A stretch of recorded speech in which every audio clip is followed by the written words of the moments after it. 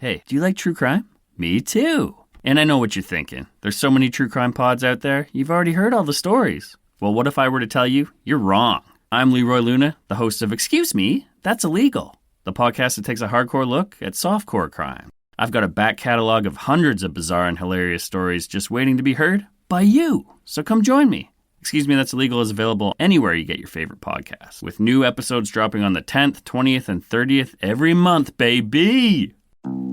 Hi, I'm Jennifer, a founder of the Go Kid Go network. At Go Kid Go, putting kids first is at the heart of every show that we produce. That's why we're so excited to introduce a brand new show to our network called The Search for the Silver Lining, a fantasy adventure series about a spirited young girl named Isla who time travels to the mythical land of Camelot. Look for The Search for the Silver Lining on Spotify, Apple, or wherever you get your podcasts. Let's hang out. Let's hang out. And let's talk about what legends have found. Let's hang out. And let's listen to two lesbians shout. Let's hang out. Let's hang out. Hey everyone, and welcome back to Let's Hang Out, the podcast where good is evil, and therefore all evil is good. It was for you, Ellie. I had to bring in more musicals for us. It was beautiful. From the West Coast, I'm Lee Holmes Foster. And from the East Coast, I'm Ellie Brigida. To those of you who have been with us through this whole journey, thank you as always for listening. If you're a new listener, welcome. We're excited to have you here. And here's what's happening this week. This week in the Lesdom. This Week in the Lesdom is a place where we can touch base each episode about things going on with the podcast or otherwise. If you've been listening to our episodes for the past 2 weeks, you know we are writing a musical. We were going to launch our crowdfunding campaign this week, but we're pushing it to next week. However, if you want to help us make this campaign as successful as possible, you can join our launch team by emailing us at theflamemusical@letshangoutpod.com. There are so many things you can do to help us make this project come to life.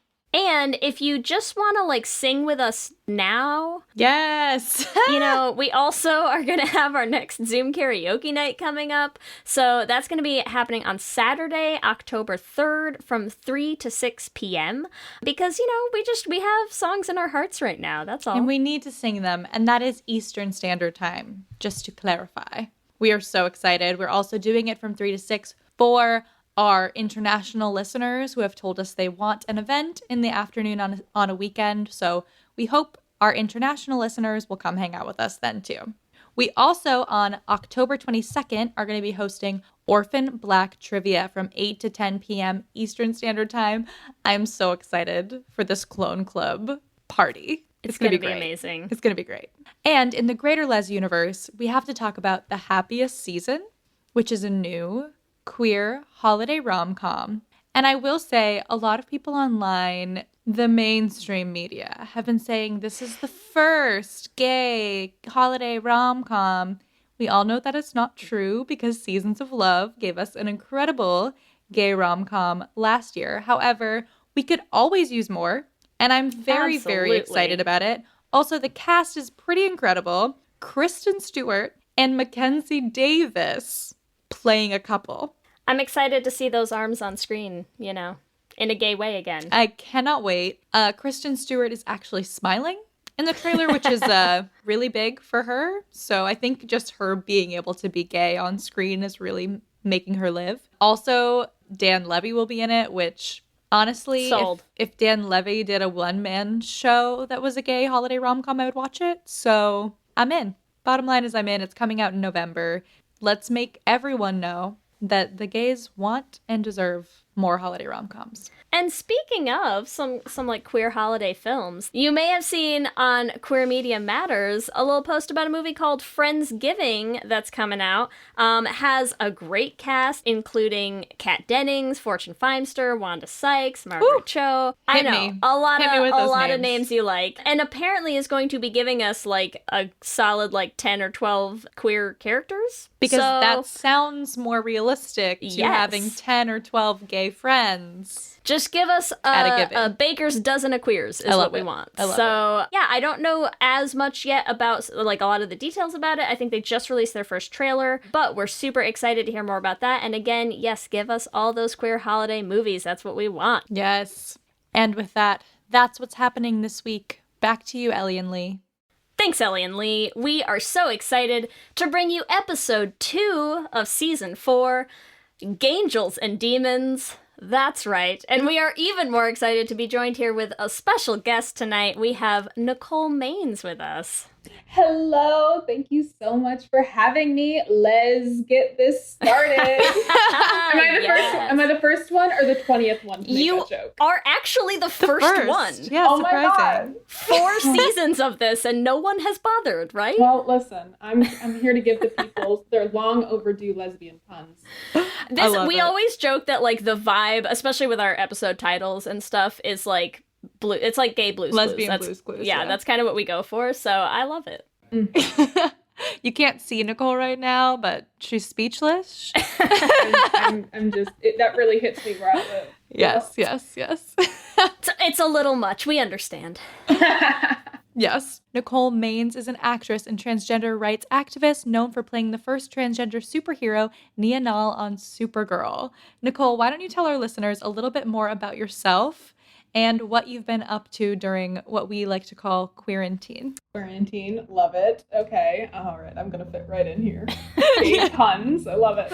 Like you said, I'm an actress. I have been on Supergirl for the past 2 years, playing Nia Nal, and it has just been a complete dream come true. Before I got the part, I was studying studio art at an engineering college in northern Maine, and it was just like not loving it, which I know was like so surprising.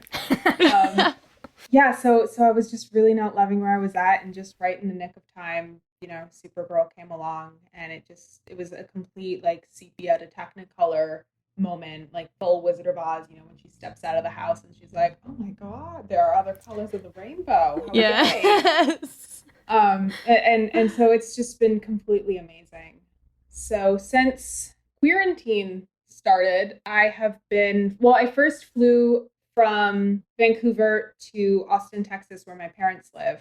And so I've been quarantined with them for the past, what month are we in? Past 6 months? I know, it's crazy. But now I'm back in Vancouver. I'm doing my mandatory 2-week quarantine as I've, you know, re-entered the country.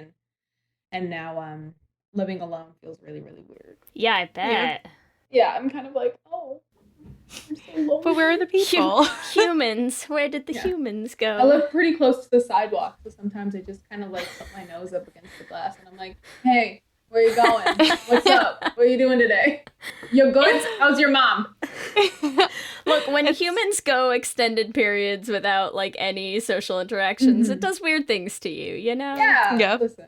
Yeah, and I wasn't all the way there to begin with. So it's been a long, even further, slow, painful descent into madness for me. I love it. I was going to say, I feel like it's like the human equivalent of like how my dog is when they see people outside.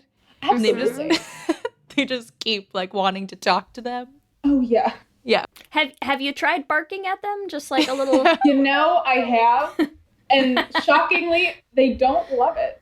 No? They don't love a grown adult woman barking at them through glass. I find this hard Something to imagine. about that they find, like, I guess, unsettling? I don't know. Look, it's 2020 at this point. Like, it's just, you're going to get what you're going to get, people. That's all there is to it. Yes.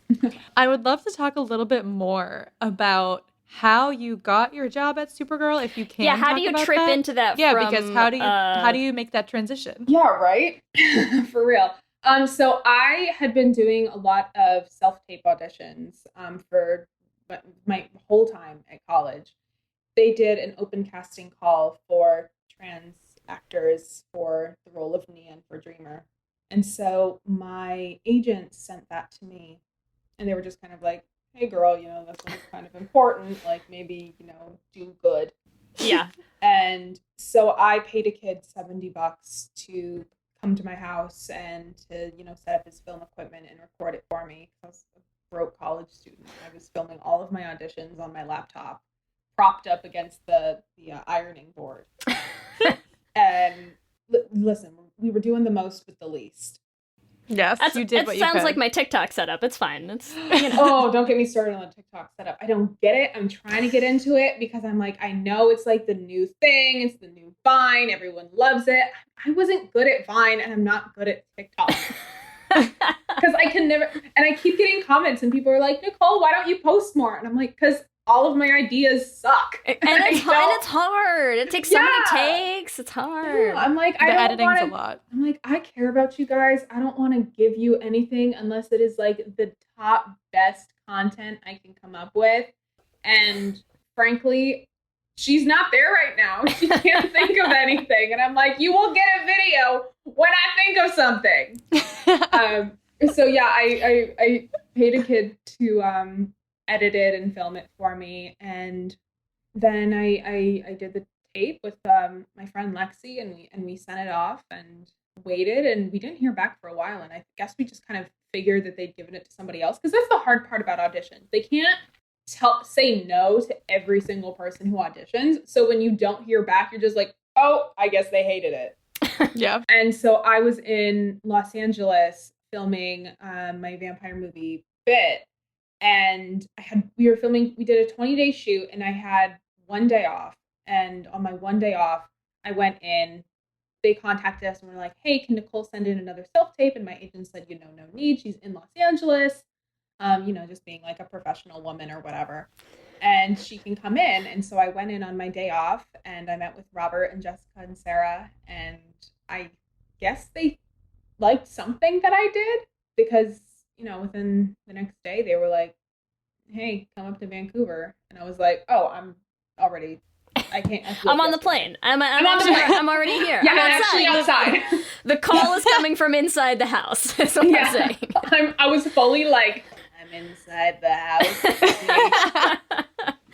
That's incredible. I love it. So when you say like you switched careers, like you wanted to be an actress. Yeah. That was the career path you were trying to be on, but you're in college figuring out what you're going to do. Yeah, I kind of had like two things I was looking at. I really wanted to do acting, but I was, a realistic person. I said, I'm from the middle of nowhere in Maine, and the business is on the complete opposite side of the country.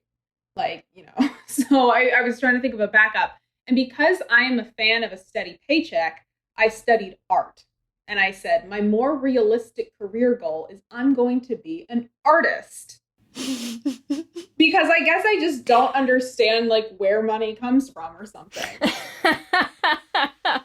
So I really wanted to go into game design and game development, like do conceptual art and character design for video games. And, plot twist, the engineering state school didn't have a really great, like, game design program. So I kind of had to makeshift my own. And so I was majoring in studio art because I thought that would kind of give me the closest set of skills. I was like, okay, I can, like, study, I guess, anatomy and illustration and digital art. But it was much more like, hey, can you come down to the sculpture studio the day after Trump gets elected and try welding? Oh god, that's a morning I will never forget. Is that a way to like get some rage out though? It's just like set shit on fire. You actually want to be much calmer when you're working with molten metal. I set myself almost on fire several times in that class, barely rolled out of it with a B-. And I knew that major was not for me, because to graduate you have to also take sculpture too. And I was like, oh, can't even get through sculpture 1. No, I barely survived sculpture 1. I'm like, it probably wasn't for me. I was wearing flame retardant clothes, a flame retardant smock, and then like a leather apron over it. And I burned through 2 of 3 layers with sparks. Like a direct steady stream without noticing. Smelled smoke. I was like, what's that? I'm on fire. Okay, so wait, are you telling me that in the literally OG hot, L word, when she's welding in like her tank top or whatever, that's not an accurate representation? It's not realistic? Because I find that hard to imagine. TV would never lie. I mean, I don't know if I personally would like to believe that lesbians have some super welding power that allows them to, just wear a tank top and weld and not have to worry about, permanent damage. Can only hope. Because I think that's a power, honestly, a lot of lesbians possess. And I believe in that. I believe Okay, in Ellie, that you power. try it first, okay? And you let me know how it goes. I'll let you know. Yeah, I'll let you Yeah, know. get back to us. I feel like I'm not the right person to do that. Yeah, neither was I, turns out. Yeah, I feel like I can relate. I'm not very, very clumsy. I was so bad at Do that not put me class. near any heavy machinery. Oh, yeah, no. I went back, slept for 6 hours, and my dad had to drive 2 hours north to drag me out of bed. And he was like, "You're going to be fine." And I was like, we'll see. Yeah. The welding project was... So the specific project was we each were given like a set of like metal steel materials, or metal steel is the name of it. We were each given some steel to work with, and we had to make something inspired by some artist out of it. And there was this one girl who like flattened them and like molded them into these like beautiful like leaves, and they were graceful. And I was like, I cut them in chunks and tried to just stand them upright. And I was like, it's like a drip pillar. sandcastle. Yeah. No, pretty much. I was just like, this is a pillar inspired by the Parthenon. And I couldn't even get it to stand up straight. And like the beads froze and snapped. And so I had pieces falling off. None of the weld was holding together. It was leaning to one side. And so I had to present it to my class and pretty much bullshit my way through the presentation and be like, yeah, it's leaning to represent the futility of striving for perfection. Wow.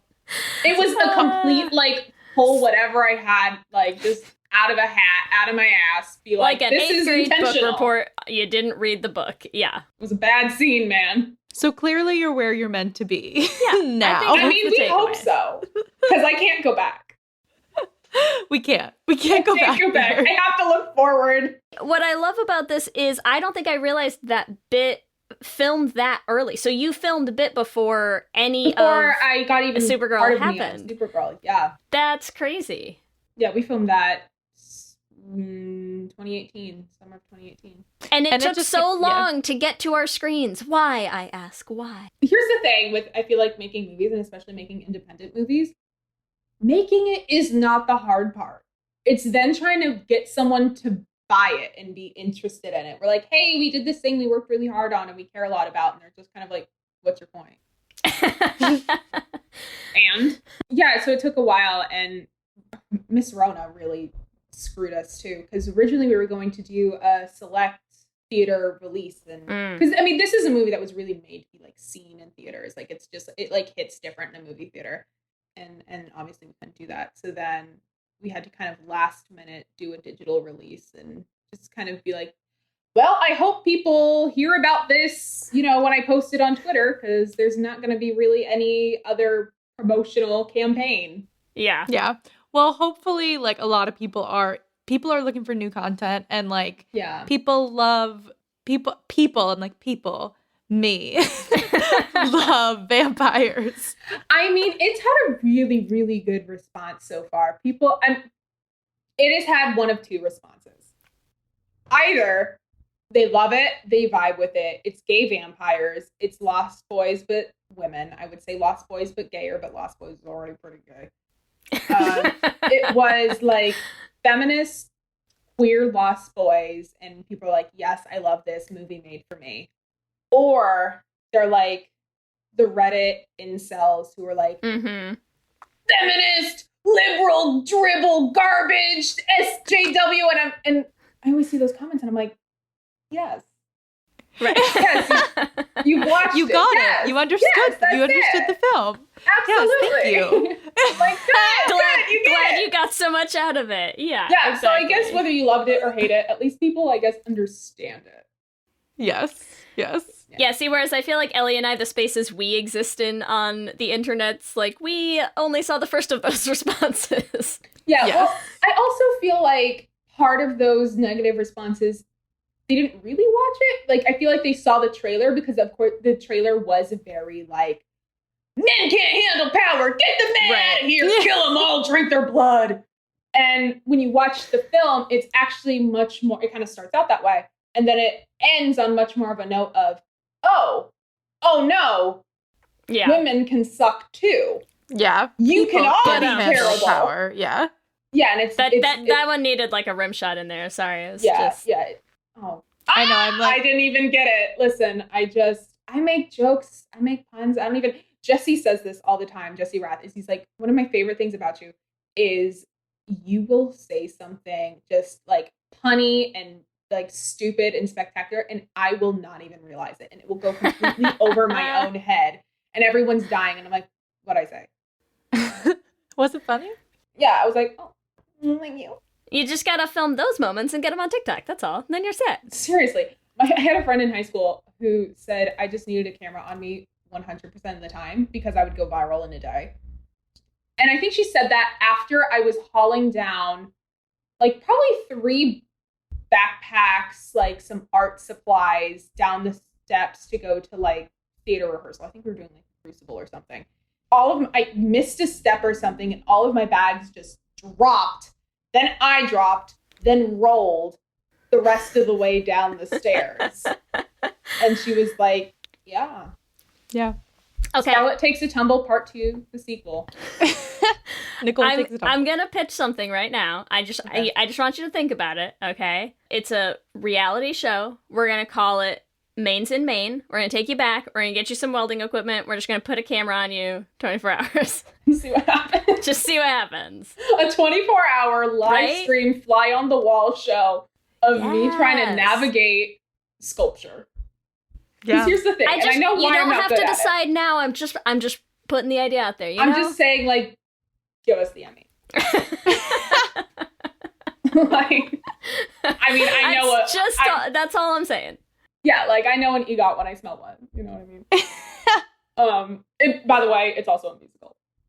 Yes, I mean, of course it is. We'll write the music. Don't worry. Listen, we are actually in the process of writing a musical right now. Yes. See, I just So need we a can little do bit this. more Maine, a little bit more welding, some fire, Right? Yes. and we're on our way. Yes. We'll just add it in. We'll just add it to the mix. It's fine. It's gonna be great. Yeah. So, but yeah, a lot of people were kind of, I think, turned off by the idea that they thought it was more of like a man-hating type of film. But for me, I think the main takeaway from it was we are each responsible for ourselves, and we are each responsible to make sure that we don't become shitty, bad people. Because that's all we can really do. We can only control our own actions and our own behavior. And so if you had the opportunity to, I guess take the ash of the heart of like the master vampire, do it, but like also like don't be a dick about it. But also share. Yes. But also share a little. Yeah. But also help lift other women up, you know? Yes. It was like also like help uplift other women. Like don't mind control them. Like, don't be weird. Like consent. You know what I'm saying? Yep. Mm-hmm. Yep. Mm-hmm. Yeah, it went places that I didn't expect it to go. It was really like all over the place. Yeah. Which was so much good. fun with It took you on a journey.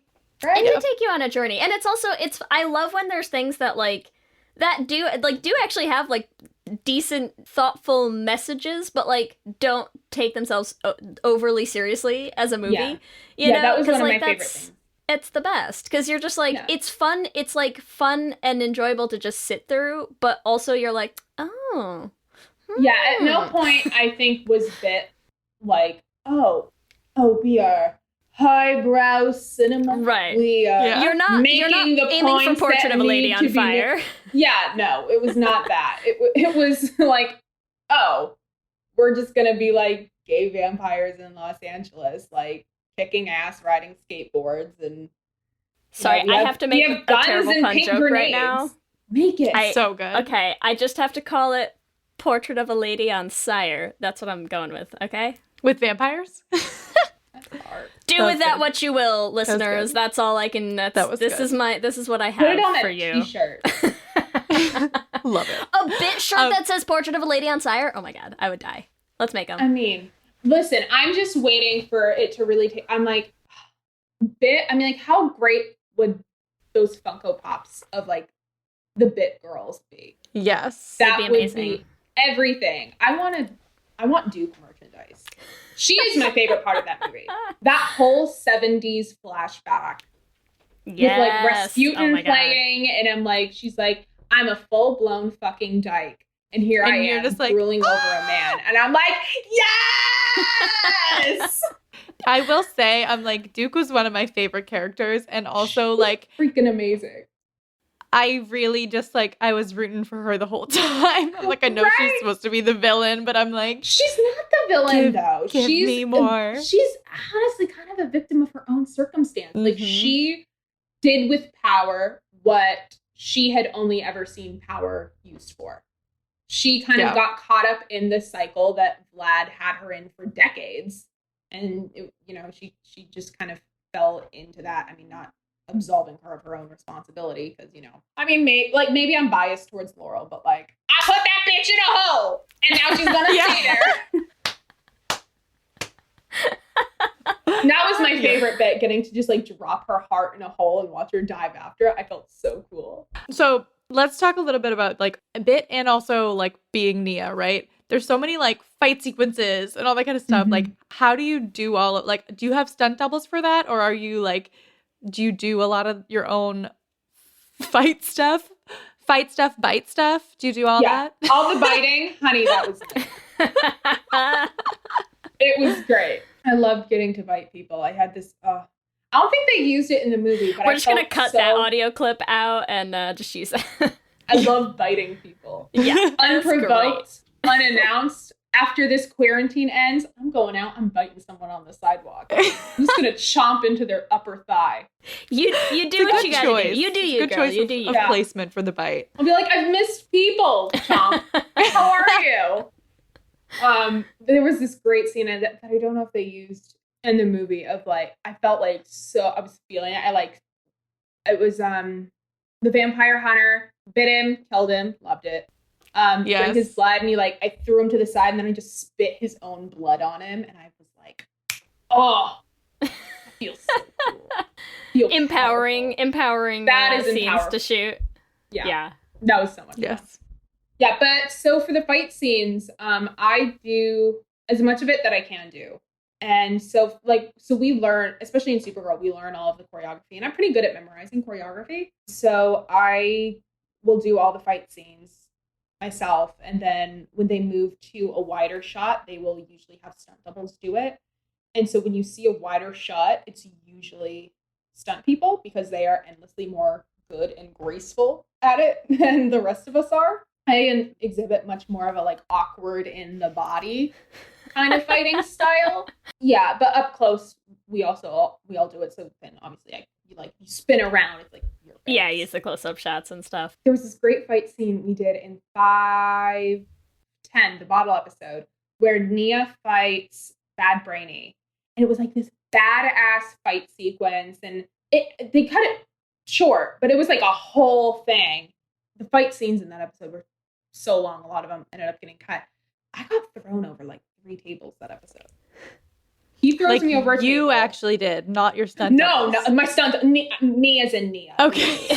Nia got thrown over 3 tables that episode. So Lisa, the stunt double, who's freaking amazing, she got thrown over a table. And so then they were like, okay, Nicole, all you have to do is just kind of, we're going to cut together Lisa falling with you falling. And so just kind of hoist yourself up 3 inches off the ground and then just drop yourself down. I'm like, got it. I'm a professional. I'm graceful. I danced for 4 years. I've got this. I was so concerned with making my arms and my legs look good that I guess I just forgot that I had a head. And so I dropped myself down and full force slammed my forehead into the DEO floor, which, by the way, concrete. And it was like one of those that you just felt in your teeth. Yeah. And then they were like, get up! Throw a punch, dream energy, kick. And I'm like, who are you? Where am I? What's going on? I don't think they didn't use that take. That was during rehearsal. But yeah, that's why why we also have stunt people do them, because apparently Nicole can't be trusted to just remember that she has a skull. I think this is a perfect opportunity to take a hot break. We're going to be right back to hear more about Nicole's possible concussion. Possible. Likely. Probably. Hi, I'm Laura Cathcart Robbins, and I am the host and creator of the podcast Only One in the Room. Every week, my co-host Scott Slaughter and I invite you to join us and lose yourself in someone's only one story. The Only One in the Room has a wide variety of guests, from prisoners to abuse survivors to swingers. With 21 seasons and counting, we guarantee that Only One in the Room will have a story that you'll connect with. This podcast is for anyone who has ever felt alone in a room full of people, which is to say that this podcast is for everyone. There's a lot going on right now. Mounting economic inequality, threats to democracy, environmental disaster, the sour stench of chaos in the air. I'm Brooke Gladstone, host of WNYC's On the Media. Want to understand the reasons and the meanings of the narratives that led us here, and maybe how to head them off at the pass? That's On the Media's specialty. Take a listen wherever you get your podcasts. What's up, everyone? It's Noah Daniels. Hey, y'all, I'm JJ. Hey, guys, it's Kat. And we're your hosts of the Real Hauntings podcast. We bring on guests to share their first-hand encounter ghost stories and supernatural experiences. Now on to the trailer. I've been warned to not tell this story, but I think because of the way it ends, it's okay to tell this story, because some people say that with certain entities, to speak of them or talk about them or in any way portray them as powerful will attract them to other people. The creepiest thing about it to me is a lot of times it would wait for me to notice it. It would just lay its arm out like this, and then I'd be like, where is it? Where is it? And then I'd see it, and then it would just slither back. For more information on the Real Hauntings, Real Ghost Stories podcast, make sure you check out real.fm to learn more about our podcast and many other amazing podcasts. At Radiolab, we love nothing more than nerding out about science, neuroscience, chemistry. But we do also like to get into other kinds of stories. Stories about policing or politics, country music, hockey, sex, of bugs. Regardless of whether we're looking at science or not science, we bring a rigorous curiosity to get you the answers. And hopefully make you see the world anew. Radiolab, adventures on the edge of what we think we know. Wherever you get your podcasts. I want to talk a little bit about, besides the fight sequences, so it sounds like you kind of finished wrapping shooting for Bit and then flew pretty immediately up to start Supergirl. What was it like to go from, because I think one of the things that we were so interested in is, there's still just not a lot of trans characters on TV or in movies, or just in general, in things, in the media, right? And so for you to have played kind of these polar opposite spectrums of I'm a superhero and also I am a lesbian vampire who's just sucking people's blood and spitting it back on them. So what was the transition from one to the other like? Surprisingly, it wasn't too difficult. And I think it was because I think both of those characters really exhibited where I was in my life at the time of filming. With Laurel, of course, it was her and her first time in Los Angeles, and so she was, this kind of the whole new world moment, and so she was just kind of falling into all of this in real time. It was very similar to me. That was the longest I'd ever spent in Los Angeles. That was my first time on a film set. So I very much felt when Laurel went into the Echo, that was my first time at a club in Los Angeles also. So it was very, there was a parallel between Laurel and myself in that. And so I think that's something that really helped me get into her character. Also, she hates people. I hate people. So that was really easy to connect. You seem really unpleasant to spend time with. Oh yeah, I have a lot of dead people under the floors. I like really good insulation. We'll cut that. But... yeah. You don't have to. It gets chilly.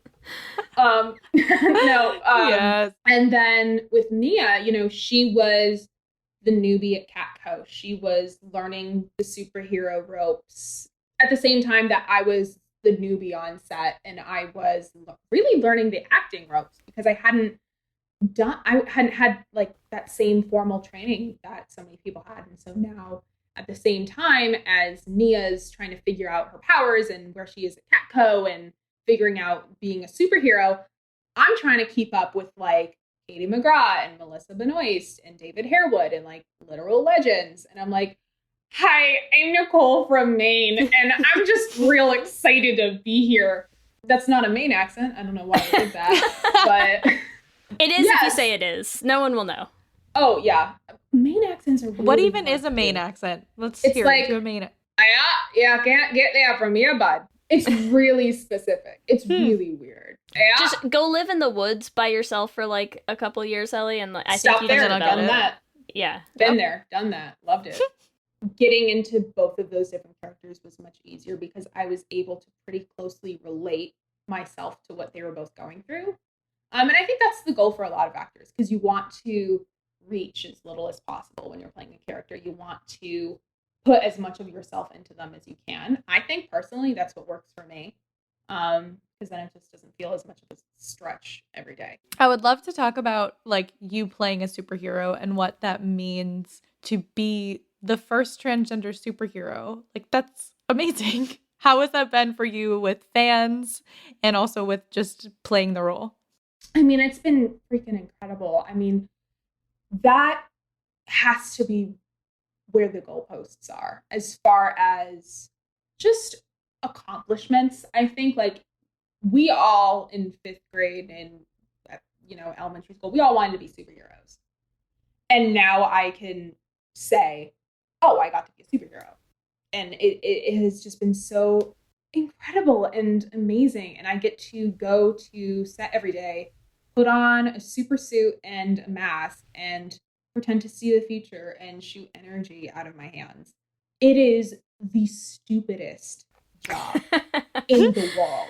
It's stupid. We are a bunch of grown-up people putting on costumes and pretending we can fly and shoot lasers out of our eyes.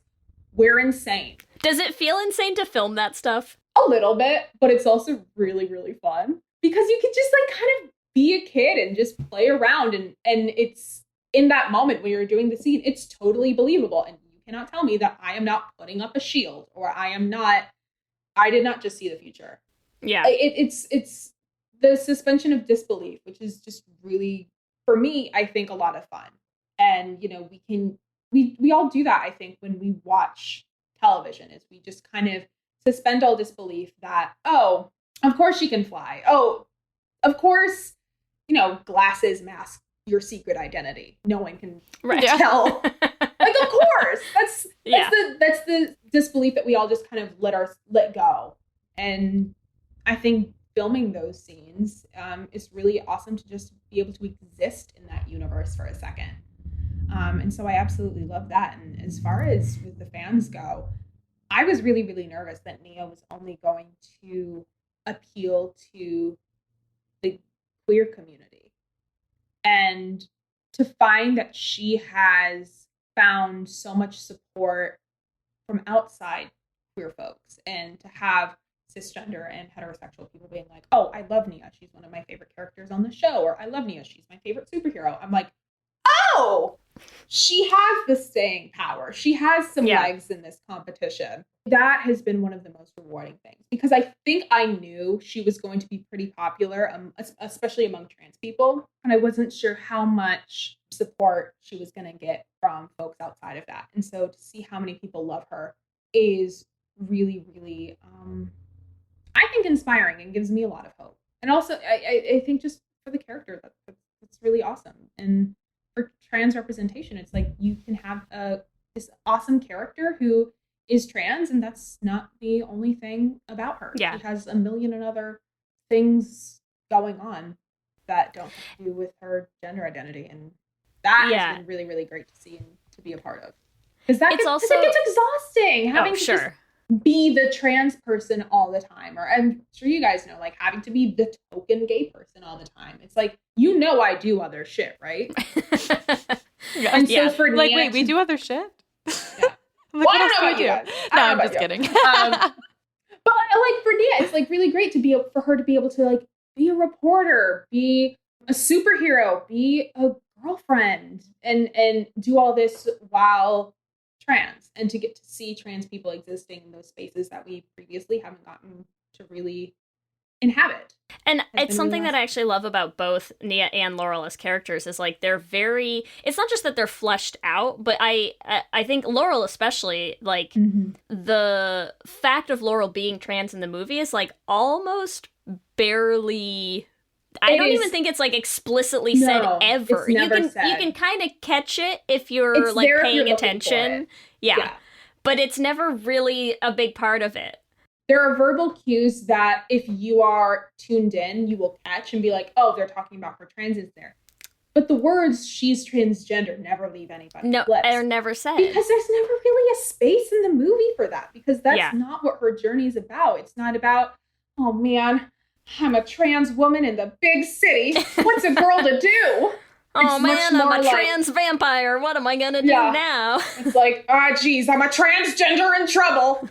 It's which is the name of my album, Transgender in Trouble. Love it. Amazing. Her journey is all about, I just tried to kill this girl I found on like the side of the road. What the hell is wrong with me? Yeah. Like, that's her journey. Hers is like wrestling with her mortality and her morality and also just being a teenager is really what her story's about. It's about a 18-year-old girl just makes a lot of bad choices.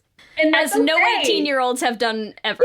Yeah, that's what I loved about Nia. Not Nia. I played two people Laurel. and I always get them mixed up. That's what I loved so much about Laurel is she's not this hero who can do no wrong and who is just like this beacon of perfection and everyone loves her. They're like, no, she's kind of a shitty person at times.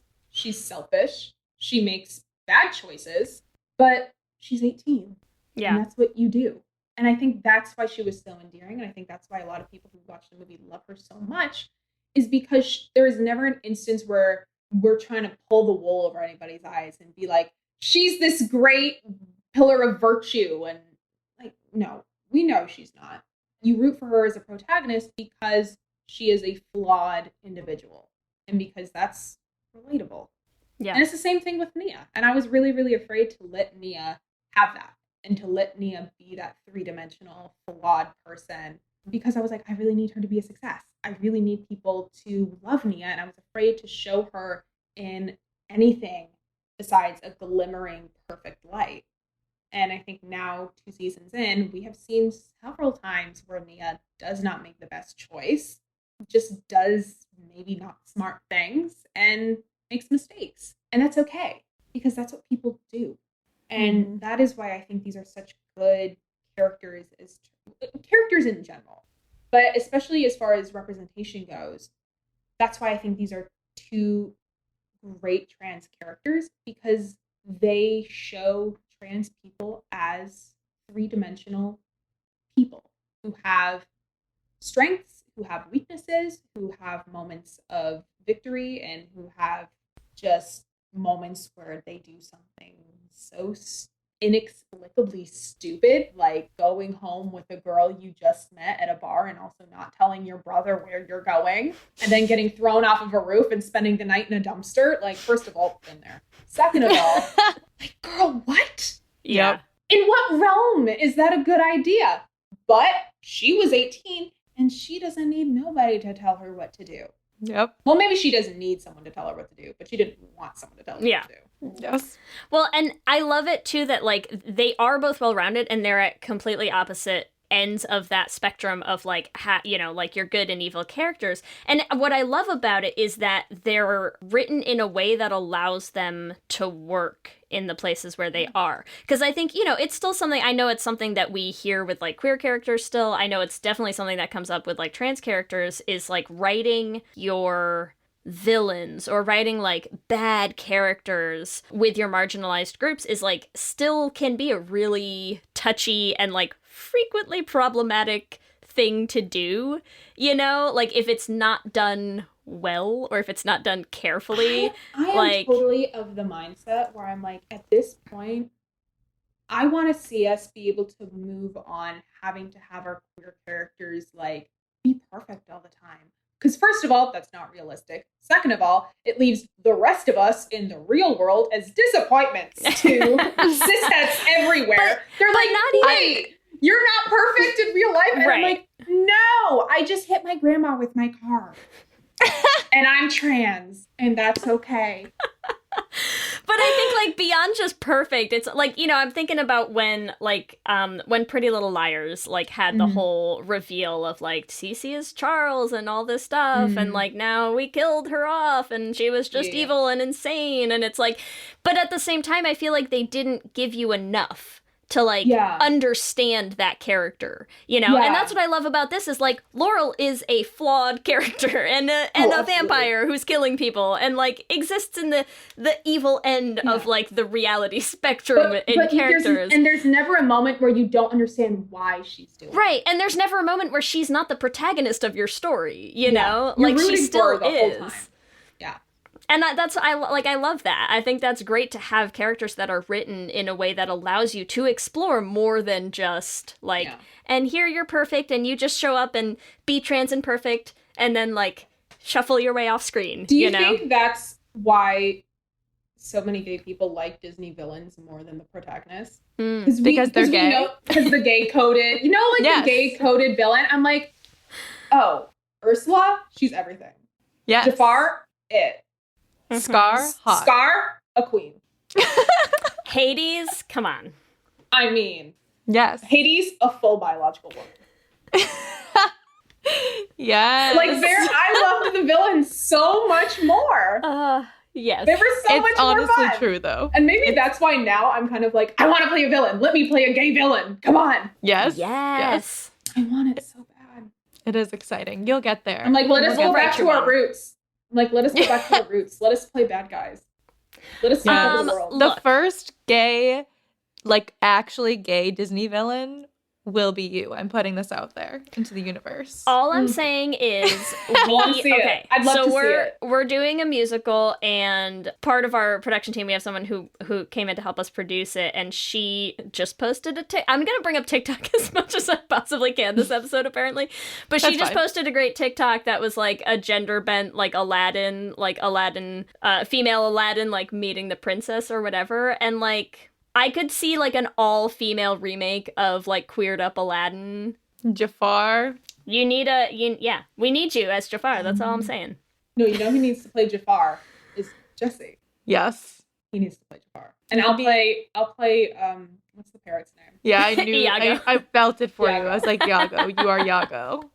Yes. Yes. Listen, I know where my strengths lie, and it's important to know Gilbert ourselves. Godfrey as a parrot is really where I'm at spiritually and emotionally. I love it so much.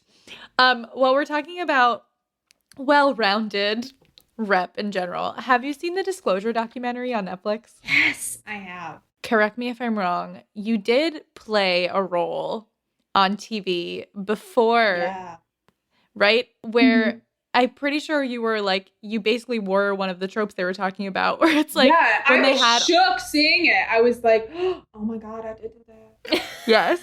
Oh right? It was the trope but that's where well, that's where it was. And so the trope, for anyone who's not familiar, was, especially in like medical shows or something, you'll have a trans patient come in for an episode and it's like, oh, my hormones are killing me. Oh, my something's wrong with my hormone blockers. And my estrogen's causing me blood clots. And it's pretty much like our transness is killing us, is the trope. And of course now I think that's outdated, but I think also for the time, it was really kind of what we needed, I think. Or at least as far as my episode of Royal Pains goes, because I think it started out that way. And then it turned into, this cis, straight doctor educates himself and, commits to pursuing medical transition for this girl and saying, like, you deserve to be who you are.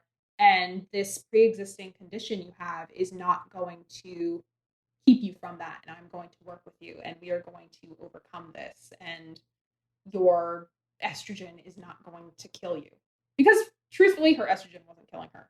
The insane amounts of estrogen she was taking was killing her. And I think that episode was really, really, really important for when it came out, because it was in that time when we really weren't seeing a lot of trans folks on television. And that was one of the first in a time where we were finally starting to see trans people represented in a positive light, in a way that was educational, in a way that was showing us as just normal people. And that was an amazing first set to get to work on, just because they were so committed to telling this story the best that they could, and they took notes, and there was a line that we ended up changing that they were so open to. It was like something like, how old were you when you first felt like a girl? And we changed it to, how old were you when you realized you were a girl? And it was just like small stuff like that, and they were like, oh yes, that totally makes sense, absolutely, change it. And it was just little stuff like that, though. I was like, okay, yeah, like the integrity is there, the desire to do well is there. And I mean, that episode ended up getting a GLAAD award, so it was so phenomenal to get to be a part of. That was a great first project to work on. Cool. It is really cool. Like it was crazy to see all like the tropes and all that kind of stuff, but it also is really cool to see the evolution. Right? And like you're right, like you can't get to 3-dimensional characters if you've never seen a trans person on screen at all. Yeah. So like it's the progression of characters, and also just like having more of them is going to give us more places to go. The craziest thing for me about that documentary was just really seeing laid out in front of you how we have been wired to mock and laugh at trans bodies and trans identities. And you really look how systematically we are taught that trans people are laughable and ridiculous and revolting and disgusting. That was something that got me a little heated. Yeah. I'm gonna have heart palpitation. Yeah.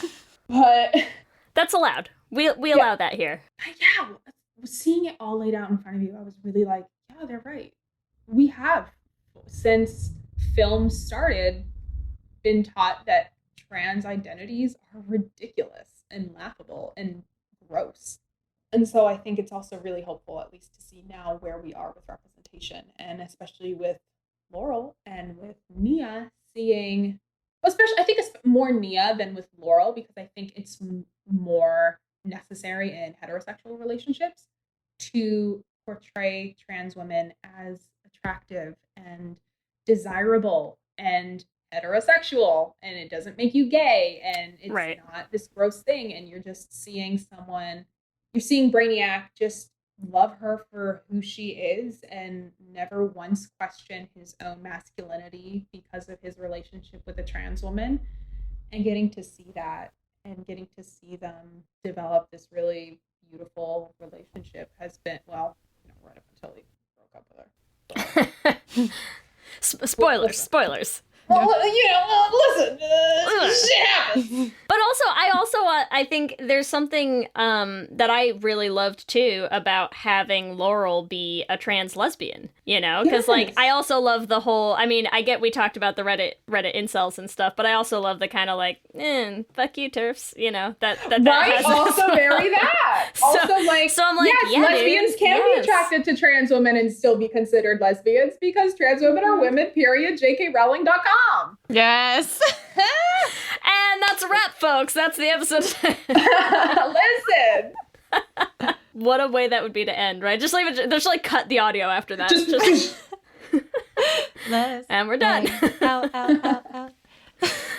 No, but I like that. I thought was also great, because, and it's funny because when they first have that scene like up on the roof and whatever, and they hadn't. I don't think at that point there had been any even kind of like subtle hints at whether or not Laurel's as a character was trans or not, and so I was like, I kind of loved that part of it. I also kind of loved that like you do get the hints at a certain point, and I'm like, you could literally read this any way that you kind of want to in this movie, and I'm sort of here for all of it. First the first allusion to Laurel's being trans was when she was leaving home, and her parents were kind of like, "No, it's been a hard couple years." Oh, yada, maybe they we're do so say proud something. of You're you. right. Ellie They watched weren't it ever today. I literally watched it a few hours Yeah. ago too. And also there's like that guy at the party who's like, I just want to tell you how much I admire you.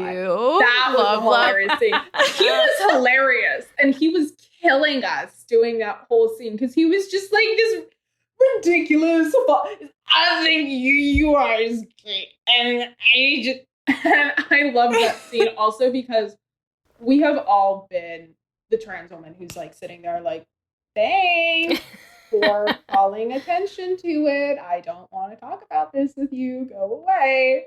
That was the last day of filming too. That was so much fun to do. I loved that whole scene. That whole sequence was probably my favorite to film. The house party and the sitting on the truck with Andy. I think what we're getting at is you've basically done it all. You've got all the range. You've played the she has the range. She of has all the spectrums. versatility. Yeah. At this point, let me play Gilbert Gottfried as a parrot. Yes. Give I'm the like people that what also they want. that also leads us into what other trans rep do you want to see more of in the future, even if you're not playing the characters? I am really, really into trans women playing cis women and reinforcing that idea that trans women are women. I really want to see trans women not limited to their transness when it comes to looking for jobs. I think that just makes it harder to find a job because there's not that many trans roles out there. So I'm like, all right, well, we can take only trans roles as soon as every other character is trans. Until then, we're going to have to play some cis women at some point.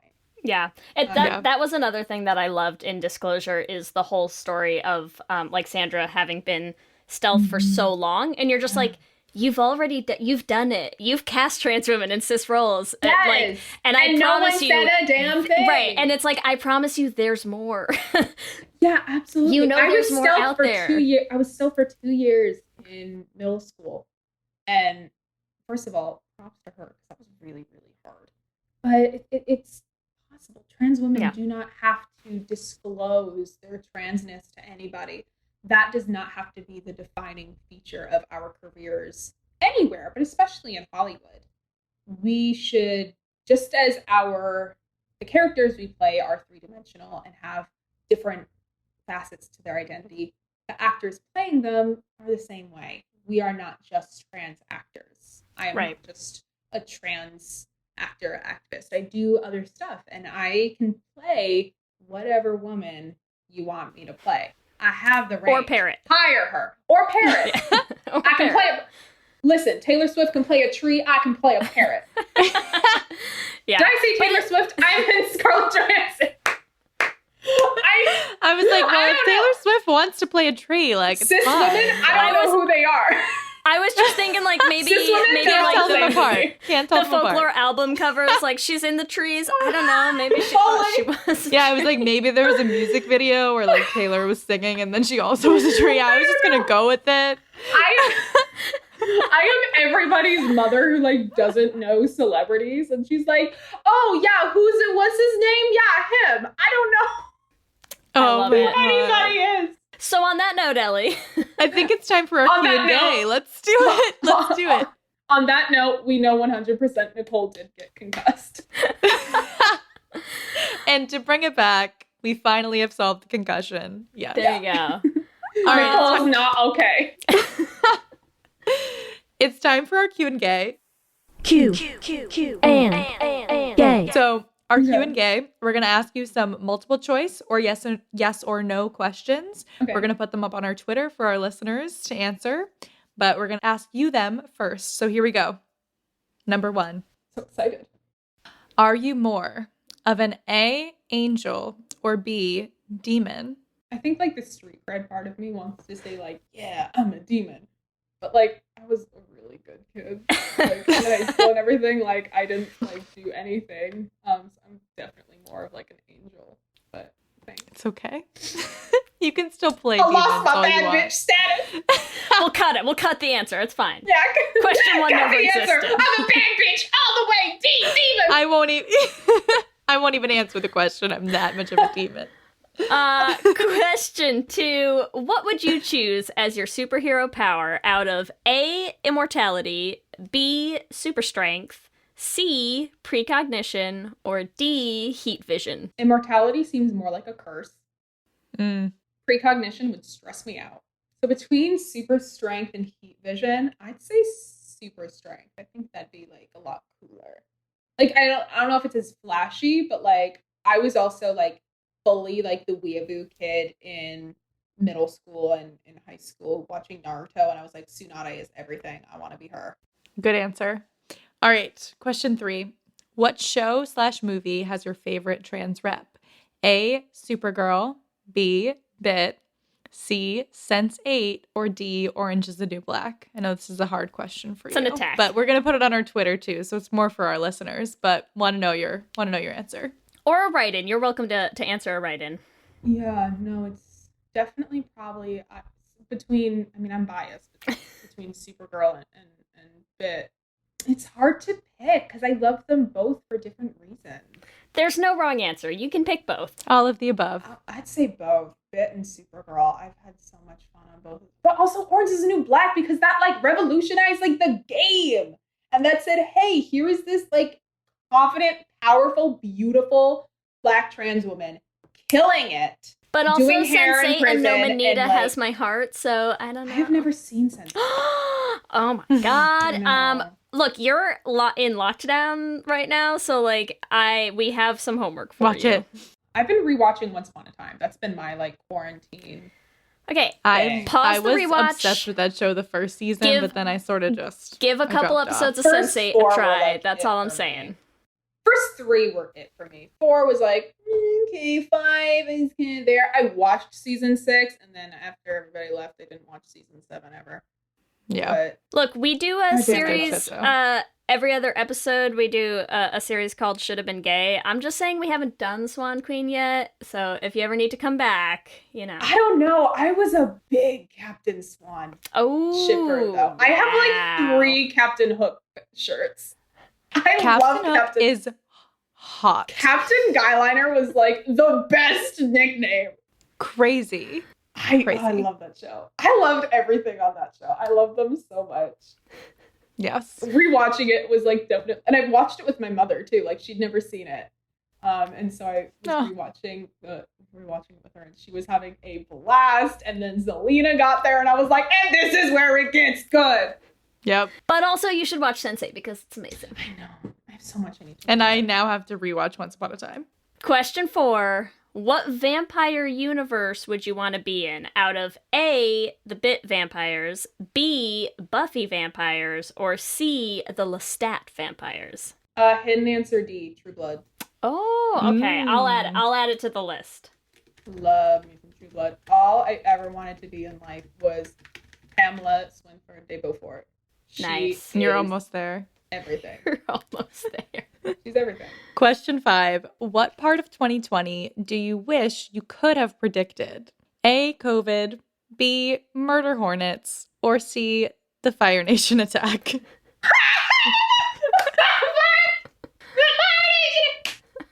I've also been rewatching Avatar. I mean, I'd love to have seen all of it coming, but I also recognize that I couldn't have stopped any of it. I would like, out of everything, to have seen that World War III did not start like we thought it was going to at the beginning of the year. 2020's not over yet. Knock on wood somewhere around here. Oh my god. Please. Yeah, I guess COVID I'd like to have seen coming. I could have gotten more ducks in a row. Remember, you can give us your own answers to this episode's Q&A questions on our Twitter at Let's Hang Out Pod. Nicole, thank you so much for hanging out with us. This has been an absolute delight. Absolutely. I mean, I'm looking forward to seeing people's own answers. What part of 2020 do you wish you'd seen coming? I'd like to see none of it coming because I was sleeping through the whole thing. That's Yes, what I wish want. I was hibernating in 2020. Yeah. And if our listeners want to find you, where can they find you on social media? They can find me. I'm Nicole A. Maines on everything, on Instagram, Twitter, TikTok. I don't post anything. I'm gonna have to go on find you on TikTok, like right now. It's not. We had Pearson Faudet on the show, and he's like TikTok royalty, and so he was trying to teach me how to do. I'm really not good at it. We're still going to follow you. Thanks. Solidarity. For one day when you decide. Yeah. It just clicks in your brain and you're like, I finally this break is the internet. The people who go on and they post like 5 things a day, and I'm like, oh God, how do you have the time? Do it. No. It's a lot of time. It's not me. Do you have any other projects coming up as well? I don't think any that I can announce. Disclose? Secrets. That's okay. There's none that But I if they can follow you everywhere, they'll hear about them. You will eventually hear about it, but I can say y'all are going to lose your minds. Wait, we're gonna lose our minds about something? Y'all are gonna lose your minds. It is everything. I cannot wait. I'm excited already. Well, yeah, whatever it is, I'm watching it. Yeah. Also, season 6 of Supergirl is going to premiere mid-season, and it's y'all. I got the first 2 scripts. It's it starts at 100. Nice. It's gonna be nuts. Also, Oh my go God. watch it. It's available on iTunes, Amazon, Fandango, Vudu, wherever you get your online streaming services. If you haven't seen it, go watch it. It is so much fun. It's lesbian vampires. There's literally nothing not to like. Lesbian vampires and blood orgies and and pink grenades. I mean, come on. It's and amazing. the Inland fucking Empire. There you go. Yes. Let's Hang Out endorsed bit. You have to watch it. Thank you so much for hanging out with us. This has been a blast. Oh my God, thank you so much for having me. It's been so nice to talk to people. Let me hear you say hip, hip, hip, hip, hip, well, yeah. We love hearing from you and building community, so we want to shout out some of our favorite things each episode. And this week, I want to give a shout out to Tressa, who reached out on Instagram saying, as an extrovert, they've been struggling a bit during quarantine. I want to say, Tressa, I feel you very, very hard. We feel you. We feel you. And they said that our podcast has really been a lifeline at a time where they keep worrying that they'll never be able to return to having a full queer life again. And I just want to say, Tressa, we all are going to have our full queer lives again. I promise you. We're going to get there. And in the meantime, come hang out with us online. We are always here. You can still have a full queer life on Zoom as much as we want to, you know? That's all I'm saying. We're living our best queer lives on We Zoom a are. lot We're these doing our days. best. We are doing our best.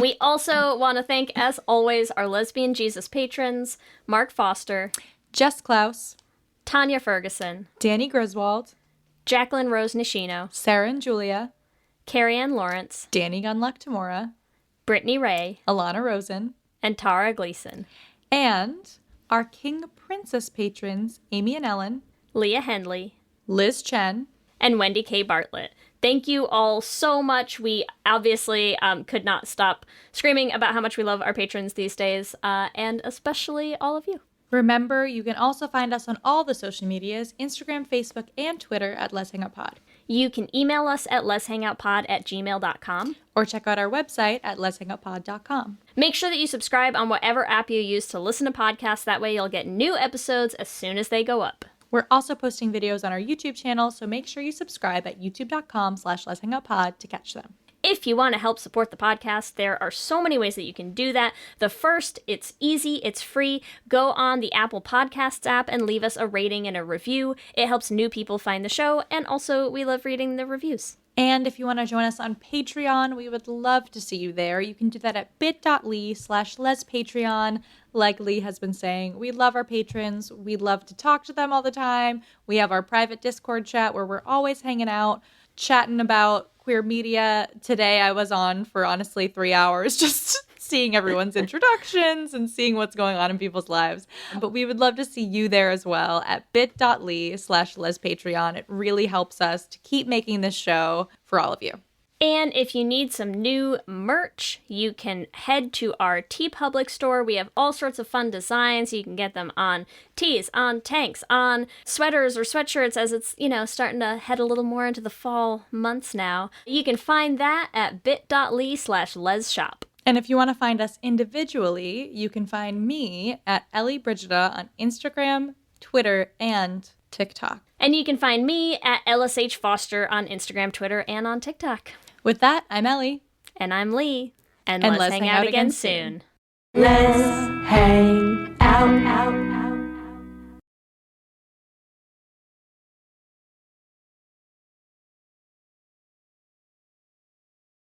Ladies and gentlemen. What are you doing? What do you mean? Just keep it simple. I'm making the promo. Just keep it simple. Just say, hey, we're the Brav Bros. Two guys that talk about Bravo. Ladies and gentlemen, boys and girls, we're the Brav Bros. No. Oh. Dude, stop with the voice. Just keep it simple. I've seen promos on TV, dude. This is how you get the fans engaged. This is how you get listeners. We're trying to get listeners here. If we just say, oh, we're two dudes that talk about Bravo, people are going to get tired of it already. We need some oomph. All right, then fine. Let's try to do it with your voice. Brav Bros. Good job.